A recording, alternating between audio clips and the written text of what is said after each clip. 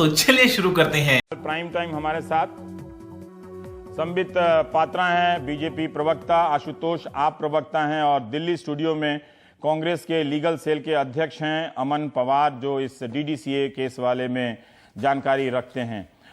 चलेगा कि इस पूरे मामले में अरुण जेटली का क्या इन्वॉल्वमेंट है? संबित जी, अभी जो आशुतोष ने अपनी बात रखी है उसका जवाब दीजिए, और आप दिल्ली सरकार के पिछले 1 साल के कार्यकलाप को देखिए तो इतने सारे अधिकारियों के खिलाफ फिक्सिंग हो रही है। अब वो साफ नजर आता है, ये जो राजनीति है ये किसी और राज्य के अधिकारी ऐसा कर रहे हैं नहीं पता चल रहा है। एक अधिकारी को ट्रांसफर किया जाता है, वो दूसरा अधिकारी आ जाता है। चेतन सांगी एक जांच कमेटी के अध्यक्ष बनते हैं, उनके खिलाफ एफआईआर हो जाती है। हो सकता है ये सारे अधिकारी अपने अपने जगह पर अतीत में या वर्तमान में करप्ट रहे हों, लेकिन एक पूरे सरकार को इन अधिकारियों के जरिए फिक्स करने का एक प्रयास किया जा रहा है, तब तो ये सरकार काम कैसे करेगी, ये भी एक सवाल है। और दूसरा, जो डीडीसीए पे जो आरोप लग रहा है, ठीक है, हालांकि जो चिट्ठी आशुतोष जी ने मुझे दिखाई है उसमें अरुण जेटली या वित्त मंत्री तो नहीं लिखा हुआ है, लेकिन डीडीसीए लिखा हुआ है। किसके कार्यकाल में क्या है ये भी नहीं लिखा हुआ है, लेकिन फिर भी हम ये जानना चाहते हैं कि कांग्रेस, आम आदमी पार्टी अब दोनों मिलकर आपके वित्त मंत्री के खिलाफ हो गई है। पहली बात, जो आपका पहला प्रश्न था कि ये सरकार काम कैसे करेगी, इसलिए जो रेड्स हो रहे हैं और भ्रष्ट अफसरों को पकड़ा जा रहा है, कहीं ना कहीं इसमें कुछ वेंडेटा हो सकता है। मैं आपको एक उदाहरण देता हूं। आप देखिए, ये जो संजय प्रताप सिंह नामक एक आईएएस ऑफिसर थे, जिनको अभी 5 दिन पहले सीबीआई ही पकड़ी, और कोई अरविंद केजरीवाल जी ने सीबीआई को इन्फॉर्म नहीं किया था कि जाके पकड़ लीजिए। जब उनको पकड़ लिया गया और अरेस्ट कर लिया गया तो अरविंद केजरीवाल तुरंत निकल के आकर कहते हैं कि मैंने कहा था, ये हमारे कहने पर सीबीआई सब कर रही है, और देखो एक भ्रष्ट ऑफिसर को मैंने पकड़वा दिया, क्रेडिट लेने आ गए।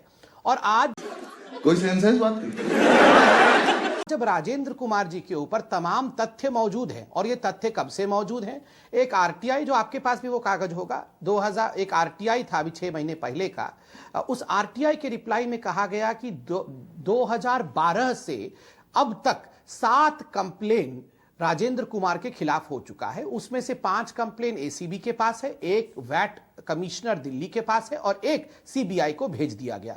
2012 से इस व्यक्ति के खिलाफ कंप्लेन हो रहा है। उस समय मोदी जी नहीं थे, उस समय अरविंद केजरीवाल भी नहीं थे, तो यह कहना कि इस व्यक्ति के खिलाफ अभी जांच शुरू हो गई, ये गलत है। दूसरी बात, ये पूरा मामला अभी तथ्य पे क्यों आया, पटल पे क्यों आया? 6 महीने पहले मई के महीने में आशीष जोशी नामक एक ब्यूरोक्रेट, जो कि आम आदमी पार्टी के सरकार में मेंबर सेक्रेटरी, बहुत पावरफुल पोस्ट होता है, मेंबर सेक्रेटरी थे, जब उनको आम आदमी पार्टी ने निकाला, तब इस व्यक्ति के पास बहुत सारे दूसरे ब्यूरोक्रेट आके तथ्यों के साथ विषय को रखे कि ये लीजिए भाई तथ्य, राजेंद्र कुमार ने बहुत सारी गड़बड़ियां की है। इन तथ्यों के साथ आशीष जी ने चिट्ठी लिखी। ये बहुत सारे ब्यूरोक्रेट आशीष जोशी के निकाले जाने का इंतजार कर रहे थे। ये कौन लोग हैं ये बहुत सारे ब्यूरोक्रेट? देखिए संबित साहब, बहुत राज्यों में अधिकारियों के खिलाफ आरोप हैं। मैं कह रहा हूं कि वो भ्रष्ट हो सकते हैं कथित रूप से। मुझे एक बात बताइए कि इतने सारे अधिकारियों के खिलाफ चुन चुन कर यही मिल रहे हैं क्या? सतर्कता विभाग का जो चीफ है उसके खिलाफ एफआईआर एसीबी में हो रही है, एसीबी कहीं किसी और के खिलाफ एफआईआर हो रहा है। ये क्या है? मैं नहीं कह रहा कि आरोप नहीं है, आप जांच नहीं कीजिए। व्यापम घोटाला हुआ, वहां तो कोई किसी अधिकारी के खिलाफ क्या क्या चार्ज हुआ, कौन जेल गया वहां पर, किसके खिलाफ एफआईआर हुई? ठीक है, इस तरह की बात है। ये चुन चुन के एक आदमी, जो आप ने आशीष जोशी का उदाहरण दिया, आपने सांगी का उदाहरण नहीं दिया कि आशीष जोशी क्या वहां के मॉनिटर हैं? अरे देवा, ये गड़बड़ है बाबा। कि उनको हटाया गया तो सारे अधिकारी उनके पास गए।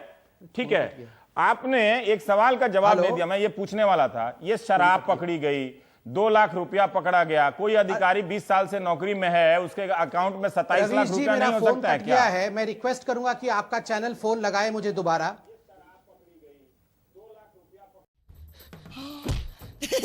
एक्टिंग है। चाहिए आवाज तो टीवी से तो सुनी रहे ना, इससे बोल लीजिए। हाँ, वहां पे रवीश जी जो है हमारे पार्टी के ऊपर, नहीं सुन लिया मैंने, अभी आता हूं।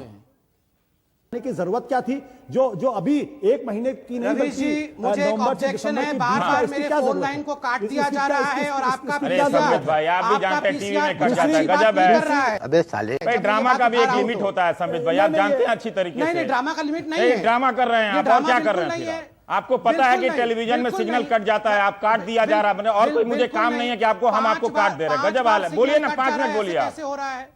आप जानते हैं अच्छी तरह से, मैंने हमको और कोई काम नहीं है मुझसे क्या? सवाल पूछा जाता है और हर बार पांच आप बार जवाब कट दीजिए, जाता है आपका ये। कट गया तो आप लगाइए ना साहब, आपके पास जवाब नहीं है क्या? घर जाना है मुझे घर जाना है। आप इतनी बड़ी पार्टी हैं, 70-75 प्रवक्ता हैं आपके, आपको कौन लाइन काट लगा? गजब बात करते हैं। बोलिए, मैं नहीं टोकने वाला। कर रहा है, पूरा देश देख रहा है। देश कुछ नहीं देख रहा है, पहले आपसे मैं सवाल पूछ रहा हूं, आप उस सवाल का जवाब दे दीजिए। देश को टीवी से नहीं दिख रहा है। जवाब दे अगर देश को ये भ्रम है कि उसको टीवी से दिख रहा है और एंकर और प्रवक्ता के बोलने से, तो मैं देश को बोल रहा हूं कि वो देखते रहे। ये गलत बात है। हाँ भाई कैसी लगी आगे स्वाद जो आप ये कहना गलत चाहते थे बात है, आप कहिए, रवीश जी, लेकिन मैं कोई आप- जानबूझ के मैं- नहीं रवीश- काटा है। संबित भाई, आप जानते हैं, प्लीज नहीं रवीश जी, प्लीज, देखिए, मैं ऐसा क्या बात करते हैं आप जनरली भी? कहता नहीं हूं, आज कह रहा हूं तो तथ्यों के साथ कह रहा हूं। कोई सुनिए तथ्य आप उत्थ्य मेरी नहीं है बात। आपका, आपने कहा कि कोई आपको- हम लोग कोई जान के लाइन नहीं काटे, आपको- कट जाता है भाई। चलिए सुनिए, हाँ। आप सुन लीजिए, आप